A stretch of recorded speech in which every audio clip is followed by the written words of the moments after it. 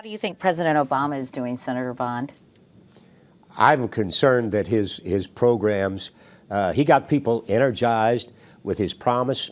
Now he's gotten a lot more people energized when they see his programs. And in Missouri, they are very much concerned that the tab is on our children and grandchildren's credit card. I think he was dealt a very tough hand, Katie, and he's making the best of it, particularly on the economy.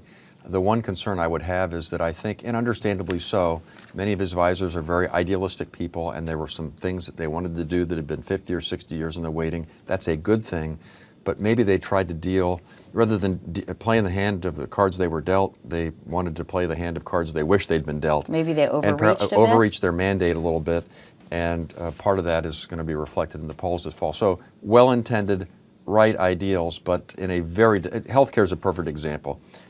30 million people without health care is unacceptable.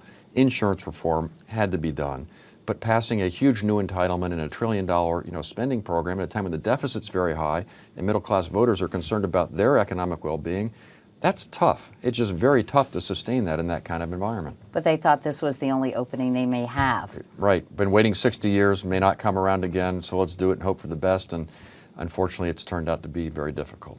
Finally, I agree with. Oh, sorry. Go ahead, Senator. I agree with Evan, and if what we would like to have done is to make insurance purchasable across state lines. We fought for a long time to allow small businesses to go into purchasing pools, because about 27 million of the uninsured are either small business people or their employees or their families. And we're doing that. Would have been a significant reform. And we also have a system of federally qualified health centers or community health centers that need to be expanded, and that is the ultimate safety net. There are things like that that we could have done far less expensively and give small businesses the same tax break that employees of large corporations and unions have, and limit the amount they can to eliminate the Cadillac plans.